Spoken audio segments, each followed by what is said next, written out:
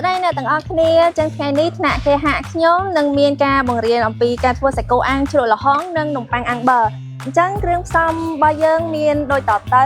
ផ្នែកខាងនេះគឺយើងធ្វើសាច់គោខាងនេះយើងធ្វើជ្រក់និងនំប៉័ងអាំងអញ្ចឹងគ្រឿងផ្សំដែលយើងមានថ្ងៃនេះមានដូចជា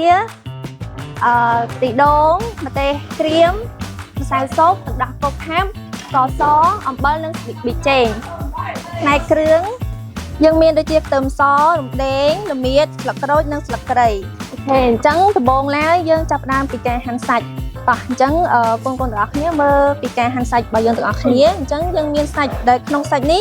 គេហៅថាសាច់ច្រឡកក្រៅណាអញ្ចឹងនៅក្នុងផ្នែកសាច់យើងអាចយកផ្នែកផ្សេងៗទៀតមកធ្វើបានឲ្យតែវារាងផុយអូខេអញ្ចឹងទាំងអស់គ្នាយើងត្រូវមើលសាច់ហើយហាន់ទៅទឹងសាច់អញ្ចឹងឧទាហរណ៍ថាអ្នកគ្រូយកសាច់ទំហំប៉ុណ្នេះអូខេអញ្ចឹងយើងត្រូវមើលដែរនៅផ្នែកខាងក្រោមនេះគឺវាមានសរសៃអញ្ចឹងយើងត្រូវជាសរសៃនឹងចេញដើម្បីកុំឲ្យវាស្វិតនៅពេលដែលយើងអាំងណាអូខេអញ្ចឹងអ្នកគ្រូនឹងហាន់ទៅទឹងសាច់ឲ្យមើលបាទអញ្ចឹងបែបនេះគេហៅថាទៅទឹងសាច់ណាអញ្ចឹងបែបនេះគឺបដ ாய் អូនឃើញបដ ாய் ហ៎ចាអញ្ចឹងយើងហាន់ទៅទឹងសាច់បែបនេះមកហាន់ចំណិតល្មមដែលយើងគិតថាវាអត់ស្វិតអត់ក្រាស់ពេក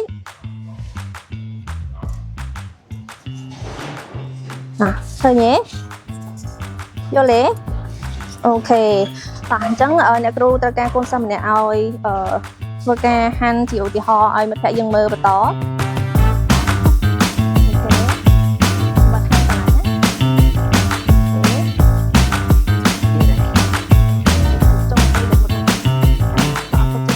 អូខេអញ្ចឹងអូនចាប់ផ្ដើមដាក់គ្រឿងអញ្ចឹងយើងបង់តាមលំដាប់លំដោយមកមានអំបិលប៊ីចេងស្ករតោះចាប់ផ្ដើមដាក់ម្នាក់បន្តិចមកកូនអូខេអំបិលអញ្ចឹងយើងដាក់ស្ករសហើយយើងដាក់ទឹកដោះគោដើម្បីបង្កើនរសជាតិហើយមានក្លិនឈ្ងុយជាងស្ករសណា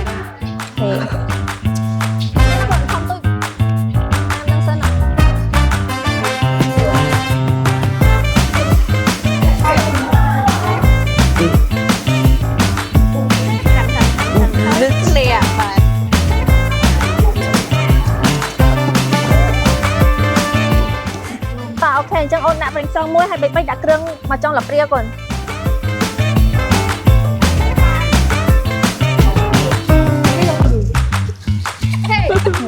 បាទអញ្ចឹង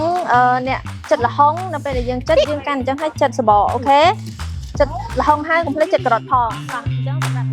ជំនឿញ៉ាំបត់ដៃឈឹងចាTastes like wine. Thế trong tê à gì không phải bỏ đây đây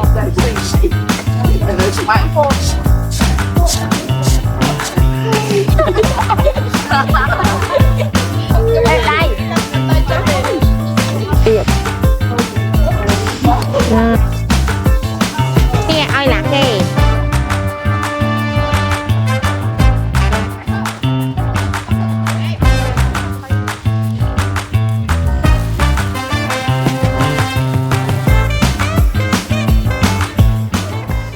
នៅខាងគៀននេះផងអូនហ្នឹងកដាចំភ្លើងជាង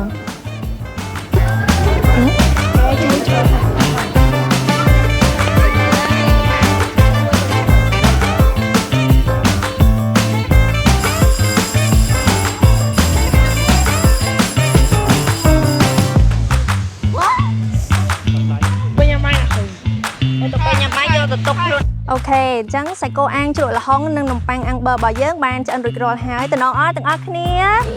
អូខេគួរចង់ញ៉ាំអត់អូខេអញ្ចឹងទៅផ្ទះវិញកុំភ្លេចធ្វើឲ្យប៉ាម៉ាក់ញ៉ាំផងណាអូខេតោះអញ្ចឹងដល់ពេលពួកយើងនឹងភ្លាមលក់ទាំងអស់គ្នាអូខេ